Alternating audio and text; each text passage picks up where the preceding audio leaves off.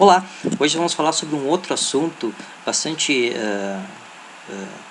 comentado nas redes sociais e no nosso dia a dia como profissional médico, que é a relação entre a dieta ácida ou básica e o câncer, né? Muito tem falado de que dietas ou alimentos, enfim, ácidos provocam o câncer. A gente vai entender melhor de onde surgiu esse conceito e se isso é verdade ou não, tá? Antes de iniciarmos, a gente tem que saber o que é ácido, o que é básico e como isso é medido, né? Essa medida ela é feita com um índice que a gente chama de pH, em que essa relação, esse cálculo de pH leva em consideração a concentração de íons de hidrogênio em determinada substância, em determinado corpo, enfim, em determinado órgão. Tá? Então, quanto maior a concentração de íons de hidrogênio, isso é uma relação inversa com o pH, menor o pH. Maior o número de hidrogênio, menor o pH. E quanto menor o pH, mais ácido. Então vamos memorizar assim: quanto menor o pH, mais ácido. Quanto maior o pH, mais básico. Maior quanto? A gente tem um ponto de corte de 7, que é o pH neutro. Acima de 7, pH básico. Abaixo de 7, pH ácido. Um exemplo, o nosso sangue. O nosso sangue, a média é de 7,4. Tem uma variabilidade pequena entre 7,35 e 7,45, né? Então dá uma média de 7,4. Como é acima de 7, é levemente básico. Só que esse pH de 7,4, embora seja o mais importante para nos manter vivo, ele não é uniforme em todas as regiões do nosso corpo. E o pH sofre uma variabilidade muito grande, principalmente no nosso sistema digestivo. Vou trazer para vocês aqui, ó, na boca o pH é em torno de 6,5 a 7,5.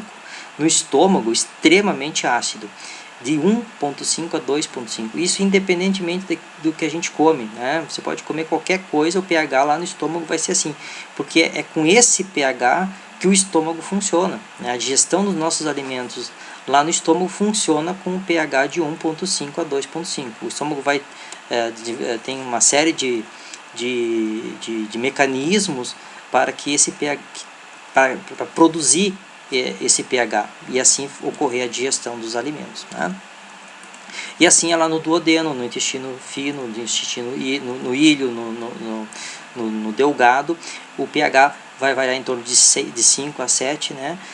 Devido a outras substâncias que são secretadas nesse órgão, né? A bile, suco pancreático, vai fazendo com que esse pH aumente um pouquinho, mas ainda assim mantendo-se um pouco ácido. E isso, repito, é fundamental para que ocorra a digestão e a absorção de determinadas substâncias, né? Dependendo da região onde isso está ocorrendo.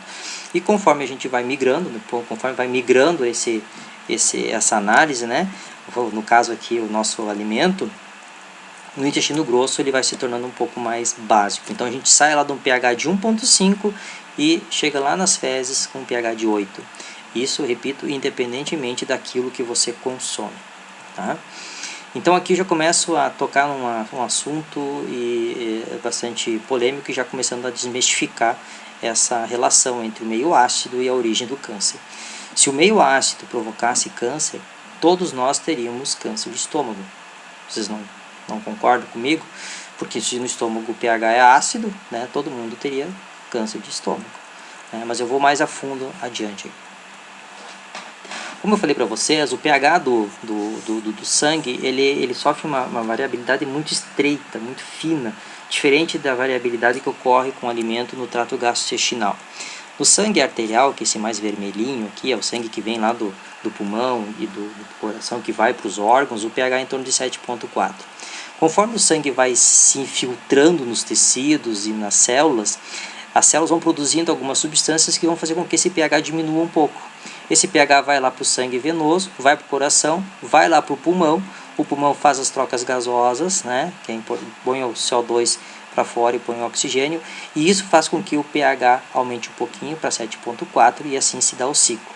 Então, só fazendo também uma outra observação, o pulmão, o rim e outras substâncias que a gente tem dentro do sangue, proteínas, íons, fazem com que esse pH do sangue se mantenha entre 7,35 e 7,45.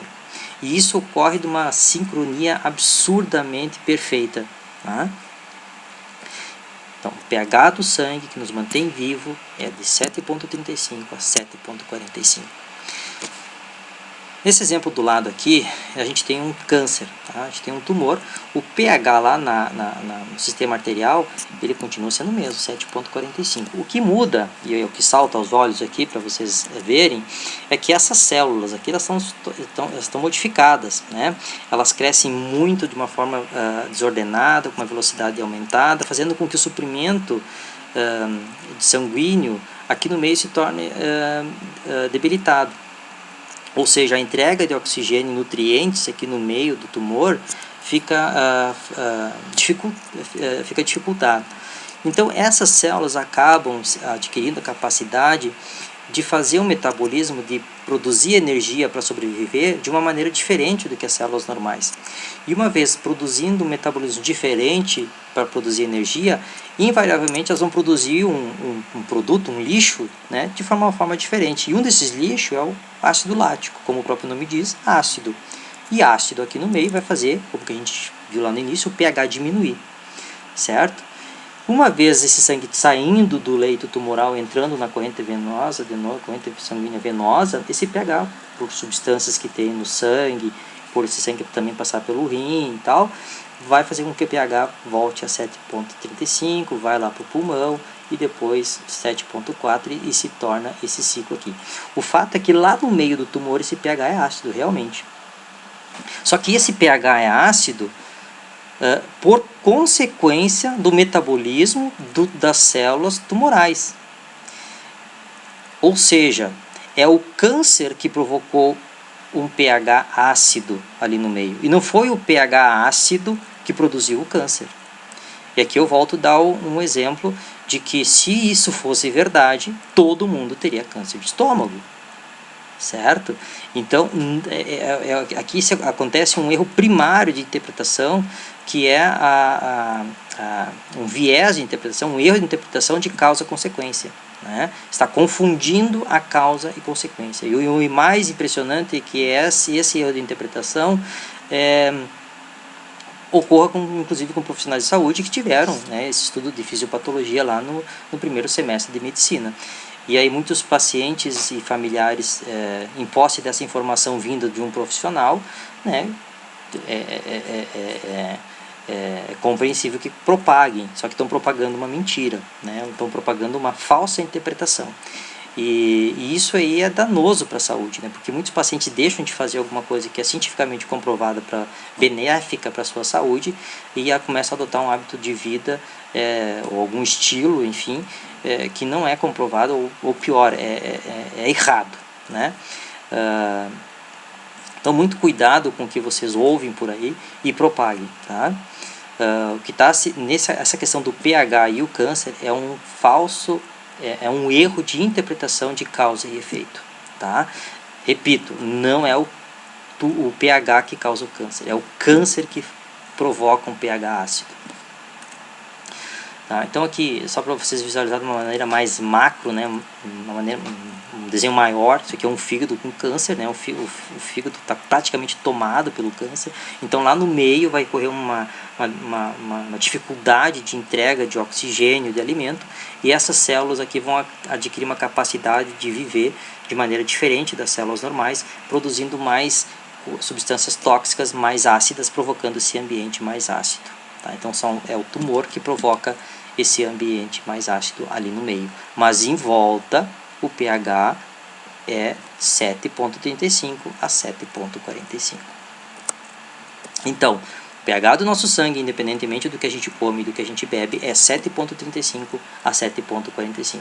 Ele passa por toda aquela variabilidade gigantesca no nosso trato gastrointestinal, e isso tem que ser assim para que ocorra a digestão e a absorção dos nossos alimentos, mas de uma vez no sangue, né, o nosso sangue, esses nutrientes, eles vão, né, ficar mais ou menos nesse pH, entre 7,35 e 7,45. Tá?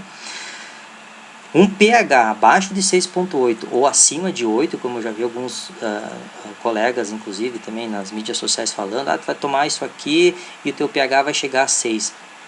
Vai morrer, né? Porque um pH de 6 é um paciente morto, tá?